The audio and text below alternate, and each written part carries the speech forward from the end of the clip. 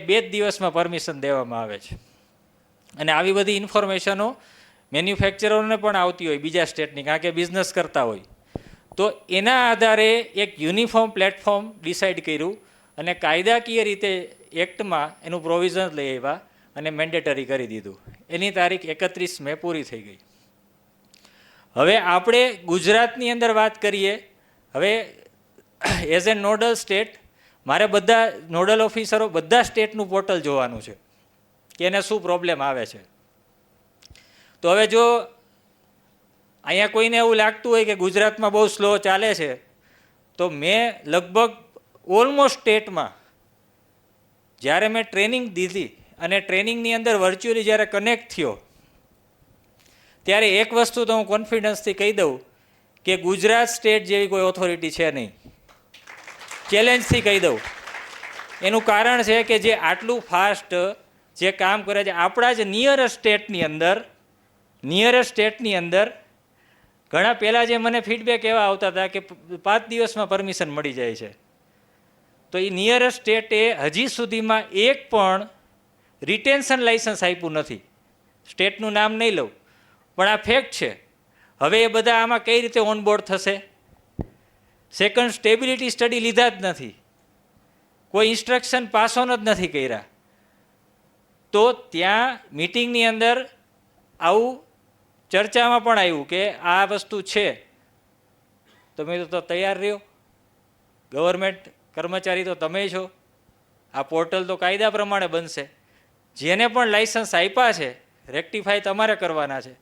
તો હવે એ લોકો એ પણ એક્સરસાઇઝ કરશે, સુધારવાનું પણ કરશે, અને પછી આમાં પણ આવશે ને આમાં પણ હવે મોનિટરિંગ તો થશે જ. તો એ બધાને પ્રોબ્લેમ વધારે આવશે ને તમારે ઓનલી IODMLA પોર્ટલ જે છે એનું એડવાન્સ વર્ઝન કરવાનું છે. બહુ સિમ્પલ. આપણે જે લેટેસ્ટ વર્ઝન યુઝ કરવાનું છે, તો તમે આમાં કદાચ 2, 4, 10 પ્રોબ્લેમ આવશે, પછી તમને ખ્યાલ આવી જશે. તો બહુ શોર્ટમાં અહીંયાથી પૂરું કરું છું. ઈ-ઔષધિ પોર્ટલ બધા સ્ટેટ માટે લાગુ છે. ભારત સરકારનું પોર્ટલ છે. એની અંદર તમામ એપ્લિકેશન્સ આવશે. આ હજી સ્ટાર્ટિંગ ફેઝ છે. આની અંદર MIS સિસ્ટમ છે. પછી આની અંદર જે કંઈ ક્લેરિફિકેશન છે, ડેટા એનાલિસિસ છે, બધું આવશે. પરફોર્મન્સ એનાલિસિસ પણ આવશે. ઇવન તમારી એપ્લિકેશન્સ કેટલી છે. અને સેકન્ડ, ઇન્ટિગ્રેશન કોને કહેવાય? એક એક્ઝામ્પલ આપું કે પહેલાં એવું હતું કે લેબોરેટરીમાં આપણે રિપોર્ટ કરી આવી, લેબોરેટરીને એક અમુક વાર એવું નીકળે ખબર જ ન હોય કે રિપોર્ટ થયો છે. હવે પેરેન્ટ ફર્મની અંદર લાઇસન્સ લઈ લીધું હોય, ઓન લાઇસન્સને ખબર જ ન હોય કે મારું લાઇસન્સ ચાલે છે કે નથી ચાલતું. હવે એમાં એક વ્યક્તિએ એવું સજેશન આપ્યું, હવે કોનું સજેશન હોય મને ખબર નથી, કે સાહેબ આમાં એ કે ઓલું OTP આવે, SMS આવે, પેરેન્ટ ફર્મને ખબર પડે એવું તો બહુ લાંબુ થઈ જાય. કે લાંબુ થઈ જાય તો આવડા મોટા યુનિટમાં એને લાઇસન્સ લેવું છે, પ્રોડક્ટ બનાવી છે, તો એને એટલું જાણવાનો હક નથી કે એપ્લિકેશન મારા યુનિટમાં થાય કે નહીં. તો કે ના, પણ એ કે એપ્લિકેશનમાં વાંધો. એટલે મેં કીધું હવે આ જે રજૂઆત હોય કદાચ એજન્ટની હોય કોઈની. કારણ કે બીકોઝ આ તો કેવું છે કે હવે આમાં થાય કેવું તકલીફ, હવે આમાં કોકનું ઈમેલ આપેલું હોય, એક ઈમેલ ઉપર 10 ID ક્રિએટ કર્યા હોય, બરાબર. હવે આ 10-12 ઈમેલ ID હોય એટલે થાય શું કે એકનો જેવો પાસવર્ડ રિસેટ કરે એટલે 10-10નું થઈ જાય. ઈમેલ ઉપરથી જેવો પાસવર્ડ રિસેટ કરે એટલે 10-10નું. હવે જેની પાસે છે એ કે મારો પાસવર્ડ આવતો નથી. સમજો વસ્તુ, એક આઈડી રજિસ્ટ્રેશન, બીજું, ત્રીજું, ચોથું, પાંચમું, મોબાઈલ અને ઈમેલ સેમ રાખ્યા છે. હવે એકનું જેવું રજિસ્ટ્રેશન કર્યું, 10 ઈમેલ ઉપર 10-10માં ઈમેલ સેમ છે, એટલે પાસવર્ડનો ઇસ્યુ થશે. એટલે આવા કોઈ ઈમેલ જો હોય તો એમાં 10-10ના થશે. એટલું એક ઇન્ફોર્મેશનમાં રાખજો કે 10-10 કંપનીનું રિસેટ થઈ જશે. અને જ્યારે પણ એપ્લિકેશન કરશો ત્યારે પેરેન્ટ ફર્મને ઇન્ટિમેશન જશે, એ વેરીફાઈ કરશે, પછી જ એપ્લિકેશન થશે, અધરવાઇઝ પોસિબલ નથી. અને આવું સજેશન્સ પણ આપ્યું કોકે કે આ OTP ન રાખવો જોઈએ. તો સિક્યુરિટી શું? OTP વગર જો લોગિન થઈ જાય, હવે આમાં એક જ લોગિન થાય, બીજું ન થાય. ઘણાના સજેશન્સ એવા આવ્યા કે 4 જગ્યા થાય એવું કરો ને, 4 જગ્યા થાય એવું. એટલે અહીંથી એ કરે, વાંથી એ કરે, ત્રીજો 4 જણા બેસાડી એક જ ID, એક જેવું લોગિન થાય, બીજી જગ્યાએ લોગ આઉટ થઈ જશે અને એનો IP એડ્રેસ ફેચ થઈ જશે. અહીંયા તમે જેવો રિપોર્ટ અપલોડ કરશો કે આ તારીખે રિપોર્ટ કર્યો, આ તારીખે મેં ટેસ્ટ રિપોર્ટ આવ્યો અપલોડ કર્યો, એ રિપોર્ટ એને પણ મળશે લેબોરેટરીને અને અહીંયા પણ મળશે, બેયના વેરીફાઈડ થશે. એટલે હવે આમાં કેવું છે કે બધા ઇન્ટરકનેક્ટેડ છે, બધા ડેટા જોઈ શકશે. અને એના પછી હવે આગળનું જે ફ્યુચર છે, જે આગળના પ્લાનિંગ છે, સર્ચ એન્જિન કે એઆઈ ઇન્ટિગ્રેશન. હમણાં જ અમે આવતા હતા વાત થતી હતી એઆઈ ઇન્ટિગ્રેશનની, અને એમાં આ ક્લિયર વાત થઈ કે એઆઈ ઇન્ટિગ્રેશનથી આપણે શું કરી શકું સર્ચ એન્જિનથી. તો આપણા કેટલા આમાં ડમી રિપોર્ટ છે, કેટલા આમાં પ્રોપર રિપોર્ટ નથી, એના જે ચેક્સ નાખશું એઆઈ આપશે. કોઈક સ્પેલિંગ મિસ્ટેક્સ છે, કેટલી ફાઇલ છે એ ખોટી છે, એ તમામ વસ્તુ આગળ થશે. એટલે આની અંદર આપણે તમામ વસ્તુ આવરી લેશું, તમામને લાગુ પડશે. અને આ એક ફોકસ એવું છે કે આપણે આપણું જે ડોક્યુમેન્ટ હોય એ આપણે મેચ કરી શકીએ ઇન્ટરનેશનલ સ્ટાન્ડર્ડને, એ એક્સપોર્ટ વધારવા માટે અને આપણી ગાઈડલાઇનને સારું કરવા માટે આ સિસ્ટમ છે. બરાબર, વધારે કંઈ નહીં કહું, તમારા ક્વેશ્ચન લેશું. Thank you very much. અને તમને આમાં કોઈ પણ ડિફિકલ્ટીઝ આવે તો તમે કોન્ટેક્ટ કરી શકો છો further. Thank you very much for this valuable information. Now I am request our esteemed guest, Dr. Bhatt sir, guidance regarding the same.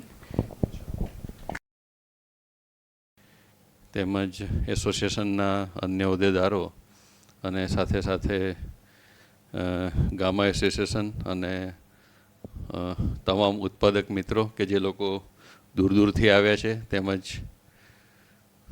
અહીંના બધા સ્થાનિક મિત્રો. આપણે કેટલા પ્રશ્નો આવ્યા છે? 20 છે. ખરેખર પ્રશ્નો આવવા ના જોઈએ.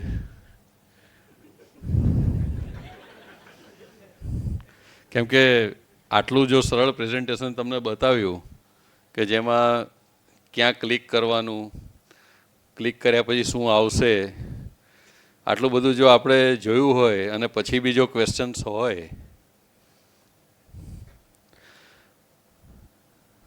મારી વાત કરું તો આજ દિન સુધી મેં એક પણ પોર્ટલની ટ્રેનિંગ લીધી નથી.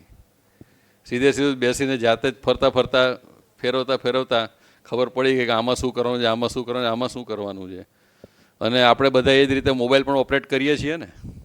આજે આપણી પાસે સમજો કે OnePlus હોય, કાલે સેમસંગ હશે, પછી અપગ્રેડેશનમાં ગૂગલ હશે, પછી આઈફોન હશે. તો તમે કોઈની પાસે શીખવા જાઓ છો? તો પછી આમાં ક્યાં શીખવા જેવું કંઈ છે?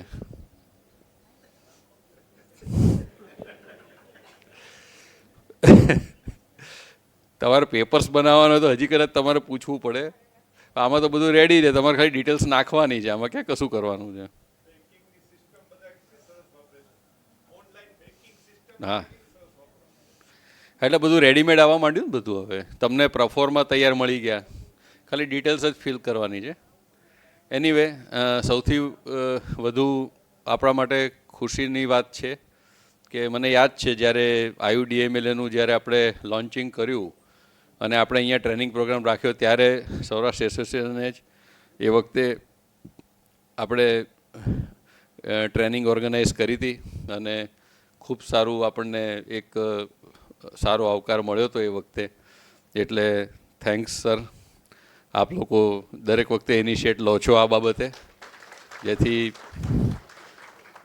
અને હવે શું છે કે આગળ કદાચ ટ્રેનિંગ ફરી વખત ઝડપથી થાય ના થાય, એટલે મારી પણ એક એવી ઈચ્છા હતી કે રાજ્યમાંથી પણ બીજા દૂર દૂરથી જે લોકોને એવું લાગતું હોય કે અમારે ફિઝિકલ ટ્રેનિંગની જરૂર છે તો એ લોકોને બોલાવવા. એટલે મેં આપની પરવાનગી વગર જ મેં ડાયરેક્ટ મેસેજ નાખીને બધાને ઇન્વાઇટ કરી દીધા હતા. એટલે કદાચ તમને મુશ્કેલી પણ પડી હોય એ બાબતે તો માફી ચાહું છું, પણ બીજો કોઈ ઓપ્શન હતો નહીં અમારે માટે, કારણ કે વારંવાર ટ્રેનિંગ નથી થઈ શકતી, કેમ કે અમે પણ ટાઈમ કાઢીને નીકળી શકતા નથી. એટલે તેમ છતાં આજે ઘણા બધા લોકો હાજર રહ્યા છે, એટલે બધાને હું આવકારું છું. હવે વિશેષ કંઈ મારે કહેવું નથી, કેમ કે જે કંઈ છે તમે પ્રશ્નોત્તરીમાં મૂકી જ દીધું હશે. પણ ખાસ મારી એક વિનંતી એ છે કે નાની નાની બાબતો હોય જેમ કે પાસવર્ડ નથી આવતો અથવા તો ઓટીપી નથી આવતો, તો એવી બધી બાબતોમાં કેવું હોય કે એને વારંવાર બહુ પ્રશ્નોત્તરીમાં ના લાવતા આ બધી બાબતો, કારણ કે ટેકનિકલ એરર્સ ઘણીવાર હોય. ઘણીવાર કેવું હોય કે બેંકમાં પણ એવું હોય કે તમને મેસેજ ના આવે, એવું આપણે પણ બનતું હોય છે. અમારે પણ બને કે ઘણીવાર અમારે પેલું સાઇન કરવાની હોય, એ સાઇન ઓટીપી ના આવતો હોય તો અમે વેઇટ કરીએ 2 વાર 4 વાર. સમટાઈમ્સ એવું પણ બને કે એ દિવસે છોડી દેવું પડે કે આજે નહીં થાય, નેક્સ્ટ ડે થાય. તો સમટાઈમ્સ આવું બધું હોય, ઇશ્યુઝના કારણે ટેકનિકલ ઇશ્યુઝ આવતા હોય, તો એને બહુ લાંબુ પ્રશ્નોત્તરીમાં ક્યાંય ના લેતા, કેમ કે આ બધી બાબતો બહુ ચર્ચા કરવાને લાયક નથી. કેમ કે આપણે સમજીએ છીએ ઘણીવાર કેવું હોય, ભારત સંચાર નિગમ લિમિટેડ, હવે આપણી કરમની કઠણાઈ કોઈક જે કોઈ પહેલો નંબર BSNLનો લીધો અને પ્રાઇમરીમાં નાખી દીધો એને, બધા બેન્કિંગમાં બધે. એટલે હવે થાય શું કે એમાં ઓટીપી આવે જ નહીં. ઓટીપી ના આવે એટલે તમારું બધું કામ અટકીને ઊભું રહે. પણ શું કરીએ હવે, બધે નાખીને બેઠા હોઈએ, બધે ક્યાં ચેન્જ કરવા જઈએ. એટલે આવું થતું હોય છે આપણી સાથે. એટલે ખાસ પોર્ટલમાં તમે જે બી નંબર રજીસ્ટર કરો એ એવો કરજો કે જેમાં ઓટીપી જલ્દી આવે. મેં પોતે એવું કર્યું છે એટલા માટે. એનીવે હવે ટાઈમ નથી બગાડો, કેમ કે ઓલરેડી 4 વાગવા આવ્યા છે. તો આપણે આગળ વધીએ. તો પ્રશ્નોત્તરી સેશન માટે હું રિક્વેસ્ટ કરીશ આગળ આપણે. Thank you very much.